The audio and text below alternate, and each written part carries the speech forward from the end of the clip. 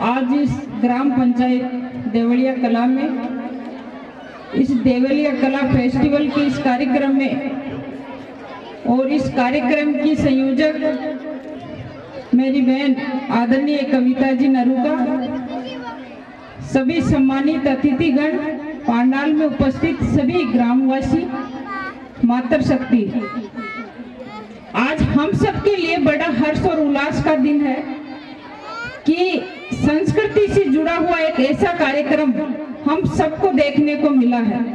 सर्वप्रथम मैं इस भव्य कार्यक्रम के लिए और इतने सुंदर आयोजन के लिए मेरी बहन कविता नरूका जी का बहुत बहुत धन्यवाद करती हूँ कि इन्होंने इस संस्कृति को जीवित करने के लिए, संस्कृति को जागृत करने के लिए और इस युवा पीढ़ी को संस्कृति का महत्व समझाने के लिए इन्होंने एक ऐसा कार्यक्रम आयोजित किया गया है। प्यारे ग्रामवासियों, मैं आप सबको बताना चाहूंगी कि हमारे भारत देश की संस्कृति और सभ्यता विश्व में सबसे अधिक जानी पहचानी जाती है। अगर सबसे महत्वपूर्ण किसी देश की संस्कृति है तो वो भारत देश की संस्कृति है। हमारे इस देश में अनेक विदेशी आक्रांताओं का इस देश में आगमन हुआ और अनेक विदेशी इस देश में आए, लेकिन हमारे इस भारत की सभ्यता और संस्कृति को कोई आज तक नहीं पहुंचा पाया। किसी के द्वारा भी ये संस्कृति लुप्त नहीं हुई, ये हमारे लिए गौरव की बात है। हमारे देश के लोग अनेक विदेशों की संस्कृति से घुल मिल गए, लेकिन इसे संपूर्ण रूप से भारत की संस्कृति को नष्ट नहीं कर पाए। इसी का परिणाम है कि आज हम इस संस्कृति को फिर से किस प्रकार से, यह संस्कृति जो कि हम वर्षों से, हजारों वर्षों से ये संस्कृति को देखते आ रहे हैं, मुझे थोड़ा ये कहते हुए दुख होता है कि हमारी ये भारत की संस्कृति आज हमारी जो युवा पीढ़ी है वो इस आधुनिकता के दौर में विचलित होती जा रही है। यहाँ पे सभी ग्रामीण जन उपस्थित है, सभी वरिष्ठ लोग यहाँ पर बैठे हैं। मैं आप सबसे इतना निवेदन करती हूँ कि हमारे इस देश की संस्कृति को बचाने के लिए हमें बच्चों को संस्कार देने की आवश्यकता है। और बच्चों को संस्कार कब मिलेंगे जब आज हम इस युग में हम देख रहे हैं कि हमारे जो पहले के जमाने में लोग एक जगह पर रहते थे, एक परिवार के 5-5, 10-10 भाई एक घर में रहते थे, जो संयुक्त परिवार कहा जाता था। लेकिन आज हम देख रहे हैं कि लोग ये सोचते हैं कि हम हमारे बच्चों को पढ़ाने के लिए विदेश भेज दें, हम कहीं दूसरे स्थान पर जाकर रहने लग जाए और आज सब एकाकी परिवार में विश्वास करने लगे हैं। मैं कहना चाहूंगी कि इस एकाकी परिवार के कारण हमारी संस्कृति विचलित होती जा रही है, हमारे बच्चे संस्कृति से दूर होते जा रहे हैं। मेरे प्यारे ग्रामीण वासियों, मैं आपसे निवेदन करती हूँ कि जो पहले का जो हमारा जमाना था, जिसमें पूरा परिवार, जिसमें आस पड़ोस के लोग शाम के समय में 15-20 लोग एक जगह बैठते थे, परिवार के बच्चे अपने दादा दादी के पास में बैठते थे, अपने ताऊ ताई के पास में बैठते थे, चाचा चाची के पास में वो जो बैठते थे। आप सोचिए कि उस जमाने में जो संस्कार उन्हें मिलते थे, आज वो संस्कार वो बच्चे उन संस्कारों को भूल चुके हैं। अगर संस्कृति को पुनर्जीवित करना है तो हमें उन बच्चों को ऐसे संस्कार देने की आवश्यकता है। आज हमें इस बदलते हुए भारत में यह भी देख रहे हैं कि हमने हमारी आंखों से, आप सबने देखा है कि 22 जनवरी को एक भव्य राम मंदिर का निर्माण इस देश में बना है। जो प्राण प्रतिष्ठा भव्य राम मंदिर के जो हमारे राम जी, जो हम सब के आराध्य देव माने जाते हैं, वो भगवान श्री राम अयोध्या में विराजमान हुए हैं, अपने घर में उनकी वापसी हुई है। मैं समझती हूँ कि ये आने वाले इस देश को विश्व गुरु बनने का एक संकेत हम सब दे रहे हैं।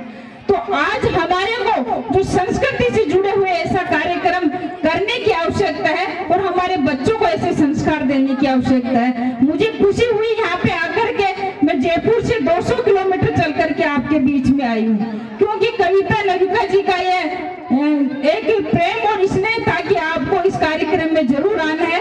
पिछली बार भी यह कार्यक्रम था, लेकिन उस समय हम आ नहीं पाए। मैं इस कार्यक्रम के लिए इनको फिर से धन्यवाद देती हूँ। और इन्होंने ऐसे भव्य कार्यक्रम इन्होंने जयपुर में भी किए हैं, इन्होंने दूसरे उत्तर प्रदेश में भी इन्होंने कार्यक्रम किया है। ये बताए कि इन्होंने हरियाणा में जाकर भी दमदार महिलाओं की भागीदारी कैसे राजनीति में, ऐसे अनेक कार्यक्रम कविता जी नरूका जी करती आई है। आप सबको पता है कि कविता जी आपकी बेटी है, इस गांव की रहने वाली है और इनका जीवन आपसे किसी से छिपा हुआ नहीं है कि किस घर में और कितनी विपरीत परिस्थितियों के अंदर कविता जी ने इस जीवन को संवारने का काम किया है। मैं इस कविता नरुका जी को आने वाली इनके भविष्य की बधाई देती हूँ और इनको शुभकामनाएं देती हूँ कि आप आने वाली इन महिलाओं के लिए एक प्रेरणा स्रोत बनकर के उभरेगी।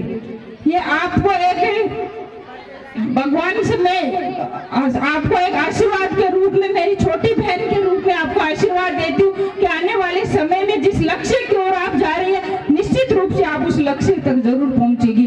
प्यारे ग्रामवासियों, मैं आप सबको कहना चाहूंगी कि आज हमारे बच्चों को पढ़ाने की जरूरत है। रानी लक्ष्मीबाई का इतिहास पढ़ाने की जरूरत है। आज हमारी बेटियों को रानी पद्मिनी का इतिहास पढ़ाने की जरूरत है। आज हमारी बेटियों को हाड़ा रानी का इतिहास पढ़ाने की जरूरत है। जिस मेवाड़ के अंदर आप सबने देखा है, हम सबने इतिहास को सुना है कि मेवाड़ की धरती पर ऐसी जो हमारी रानियां हुआ करती थी, वीर वीरांगनाओं ने हमारे इस देश की आन बान संस्कृति और सभ्यता को बचाने के लिए अपने प्राणों की आहुतियां दे दी, लेकिन वो कभी किसी के सामने झुकी नहीं। ऐसी संस्कृति को हम नमन करते हैं, सलाम करते हैं कि हमारे देश की ऐसी पवित्र संस्कृति है। तो हमारी इस देश की संस्कृति को हमारे बच्चों तक पहुंचाने की आवश्यकता है। आपका बहुत ही सुंदर कार्यक्रम है, आपको फिर से मैं धन्यवाद देती हूँ। और इतने सुंदर कार्यक्रम, इतनी अच्छी व्यवस्थित कार्यक्रम आपका रहा है और हमारी मातृ शक्ति रंग बिरंगी पोशाक में आप सबको दिख रही है। यही हमारी सनातन संस्कृति है, क्योंकि जब महिलाएं घर से निकलती है और घूमट में अच्छे सज धज करके कपड़े पहन करके निकलती है, तो निश्चित रूप से उनमें हमारी संस्कृति अवश्य झलकती है। आज आप विदेश में जाकर के देखिए, अमेरिका के अंदर आप लहंगा ओढ़नी पहन करके चले जाएंगे तो वो लोग आपको देखते ही पहचान जाएंगे। आपको परिचय देने की आवश्यकता नहीं रहेगी कि आप राजस्थान और भारत देश से आए हैं, क्योंकि हमारी संस्कृति की पहचान है, हमारी वेशभूषा की पहचान है। विदेश भी इस देश की बात करते हैं कि अगर संस्कृति किसी देश की है तो वो भारत देश की है। तो मैं सभी से निवेदन करती हूँ कि हमें संस्कृति को बचाना है, तो हमें निश्चित रूप से हमारे बच्चों को संस्कार देने की आवश्यकता है, जिससे हमारे बच्चे विचलित ना हो, हमारे बच्चे फिर से सामूहिक परिवार में बैठना उठना सीखे। इस बात के लिए मैं आप सबसे निवेदन करती हूँ कि हमारी जो संस्कृति से बचाने की हमें आवश्यकता है। इस कार्यक्रम में अनेक कार्यक्रम कविता जी ने किए हैं, चिकित्सा संबंधित भी इन्होंने कार्यक्रम किए हैं। विकसित भारत कि हमारा देश, हमारा भारत किस प्रकार से विकसित हो, इसको लेकर भी इन्होंने कैंप का आयोजन किया है।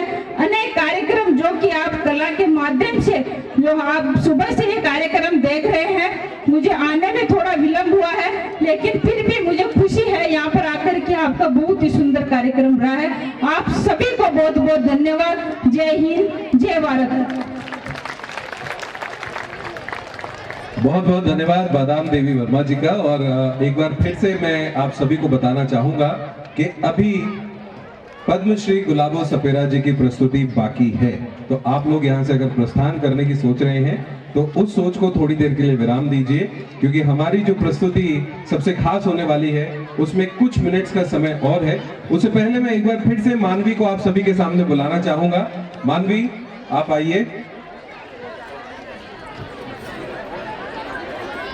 एक बार फिर से हमारी वायरल गर्ल मानवी आप सभी के सामने मौजूद है, जो सोशल मीडिया के माध्यम से पूरी दुनिया तक पहुंची अपने डांस वीडियोस के जरिए आप सभी के सामने यहाँ पर अपना लाइव प्रस्तुति देने के लिए गाना कृपया प्ले किया जाए।